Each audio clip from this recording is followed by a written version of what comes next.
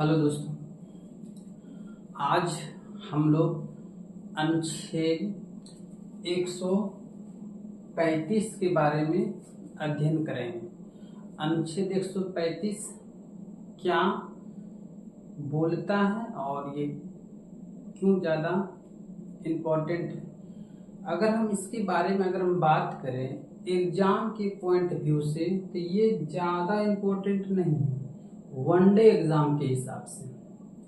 ये अभी तक इससे ज़्यादा क्वेश्चन बना हुआ नहीं है। ये अनुच्छेद क्या कहता है, इसमें मुख्य रूप से बोला गया है कि सर्वोच्च न्यायालय को संघीय अदालत के रूप में मान्यता प्राप्त है।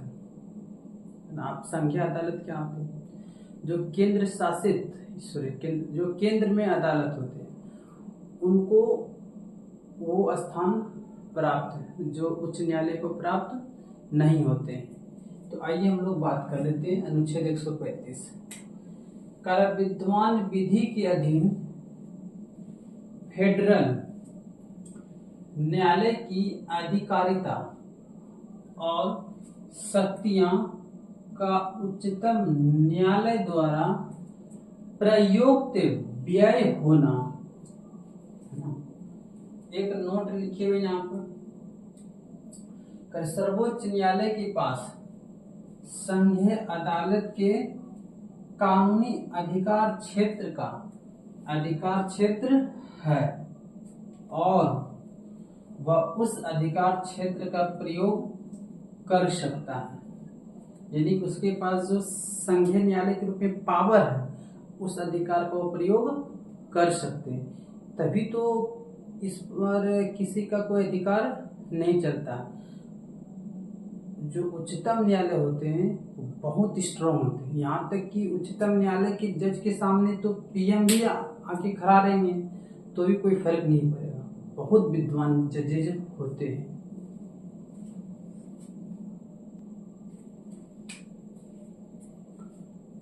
अनुच्छेद 136। अगर हम अनुच्छेद 136 के बारे में बात करें तो इसमें बोल रहा है एक पिटीशन के बारे में चर्चा किया गया है जिसको हम SLP यानी कि स्पेशल लीव पिटीशन की व्यवस्था है। अब ये पिटीशन होता क्या है भाई, तो इसके बारे में थोड़ा जानकारी ले लेते हैं। क्या चीज़ है और क्यों ज़्यादा। ये सब ज्यादा एग्जाम में आपको दिखने वाला क्वेश्चन है नहीं, वनडे एग्जाम में नहीं दिखेंगे। आप कह रहे 136 विशेष अनुमति से ली जाने वाली अपील है ना। तो यहाँ दिया हुआ एक नोट में हम लोग अलग कर चुके हैं। कर संविधान के अनुच्छेद 136 में की गई SLP स्पेशल लीव पिटीशन की व्यवस्था अब क्या होती है, तो एक लाइन यहाँ पर भी हम लोग लिखे हुए, इससे भी समझ लेते हैं। देश की किसी भी अदालत या ट्राइब्यूनल के फैसले के खिलाफ इसका मतलब सुप्रीम कोर्ट में SLP दायर हो सकती है। यानी कि अगर कोई गंभीर मुद्दा हो जो हाई कोर्ट में नहीं उसका फैसला हो पाया तो वह सुप्रीम कोर्ट में दायर किया जा सकता है। सीधी सीधी बात ये समझ लीजिए, जो गंभीर मुद्दा हो। तो इसीलिए यहाँ पे लिखा हुआ है तीसरा पॉइंट,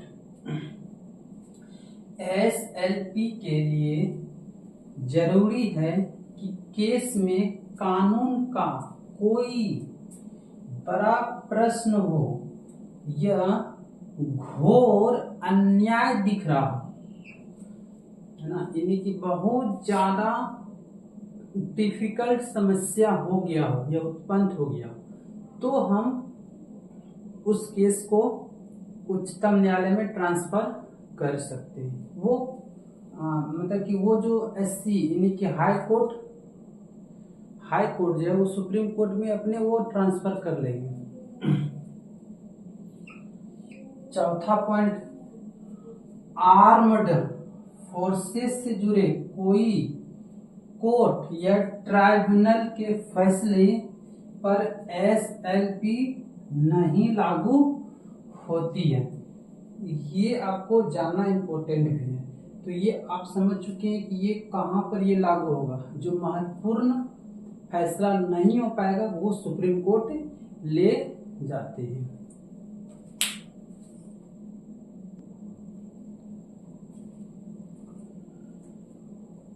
अनुच्छेद 137।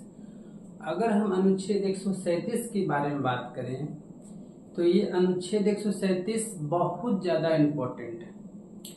बहुत बार एग्जाम में आया हुआ सवाल है, बहुत सारे एग्जाम में पूछे गए हैं। क्या बोलते हैं अनुच्छेद 137? इसमें बोले हैं कि उच्चतम न्यायालय को अपने फैसले पर पूर्ण विचार करने की शक्ति प्राप्त है। इसका मीनिंग है कि अगर उच्चतम न्यायालय ने कुछ फैसले को अगर गलत दे चुका है तो फिर वो अपने में कुछ समय रखता है, वो अपनी कुछ चर्चा करता है, तो फिर उस पर वो विचार करता है क्या ये सही है या नहीं है। अगर समझ लेता है कि ये फैसला सही नहीं था तो फिर उसको उस फैसले को चेंज करने का भी अधिकार है। तो इसी प्रकार से हम लोग का अनुच्छेद 137 का जिक्र करते हैं। देख लेते हैं सारा पॉइंट क्या बोलते हैं। कर अनुच्छेद 137 उच्चतम न्यायालय की अपने निर्णयों के पूर्ण विचार की शक्ति के बारे में उल्लेख। अभी हम बताइए, क्वेश्चन बहुत ज्यादा इम्पोर्टेंट है, बहुत बार एग्जाम में पूछे गए सवाल है ना, कि सर्वोच्च न्यायालय अपने फैसले को बदल सकते हैं या पुनर्विचार कर सकते हैं। किस अनुच्छेद के तहत? तो अनुच्छेद 137 के तहत बहुत बार आया। अब कह रहा है अनुच्छेद 137 सर्वोच्च न्यायालय को शक्ति देता है कि वह अपने निर्णयों या आदेशों का पूर्ण विलोकन कर सकता है तथा उन्हें बदल भी सकता है। अगर उसको ऐसा लगता है कि नहीं ये फैसला गलत हो गया है तो उसको वो चेंज भी कर सकते हैं। पॉइंट नंबर 2, जिन याचिकाओं के तहत सर्वोच्च न्यायालय अपने निर्णयों को का पूर्ण विलोकन करता है उन्हें पूर्ण विचार याचिका कहते हैं। फिर से न्यायालय सुनाएगा तो पूर्ण विचार। ऐसी याचिका निर्णय को 30 दिन के भीतर ही दी जा सकती, यानी कि वो फैसले को बदल भी सकता है तो मात्र 30 दिन के भीतर ही। 30 दिन के बाद वो फैसले को भी बदल नहीं सकता है। तो ये पॉइंट इम्पोर्टेंट है कि वो अपने विचार किए जो फैसले बदल सकते हैं 30 दिन के अंदर बदल सकते हैं, 30 दिन के बाद नहीं बदला जा सकता है।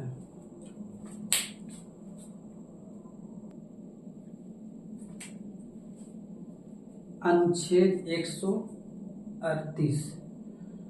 अनुच्छेद 138 कहता है कि संसद जो है सर्वोच्च न्यायालय को कुछ एक्स्ट्रा कानून बनाने के लिए दे सकती है, लेकिन संसद सर्वोच्च न्यायालय की क्षमता को कम नहीं कर सकता। ये निश्चिंत है। हालांकि कानून बनाने का काम तो संसद और कानून को पालन करने का काम न्यायालय का, उसका रक्षा कर सकता है कानून का, लेकिन कुछ विशेष परिस्थिति में कानून में एमेंडमेंट करने की शक्ति वो संसद उसको दे सकती है। किसको? उच्चतम न्यायालय को। यहाँ इसी बात के बारे में चर्चा किया गया अनुच्छेद 138 कि उच्चतम न्यायालय की अधिकारिता की वृद्धि यानी कि उसका जो ताकत है उसकी ताकत में थोड़ा सा वृद्धि कर रहा है। क्या वृद्धि?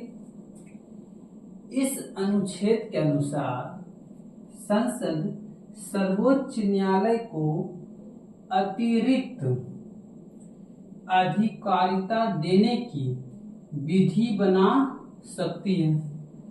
यानी कि वो पावर दे सकता है संसद कि आप कानून कुछ बनाइए, परंतु संसद सर्वोच्च न्यायालय की अधिकारिता को कम नहीं कर सकता। इसका मतलब उसके पावर को घटा नहीं सकता। कौन? संसद सर्वोच्च न्यायालय की पावर को नहीं घटा सकते, एक्स्ट्रा कुछ बनाने के लिए जरूर दे सकते, तो न्यायाधीश इस पर विचार करेंगे, है ना। तो इस प्रकार से हमारा आज अनुच्छेद 138 तक कंप्लीट हो गया है। अगर हमारा वीडियो आपको अच्छे लगे तो चैनल को लाइक, सब्सक्राइब और वीडियो को ज़्यादा से ज़्यादा शेयर कर दें। धन्यवाद।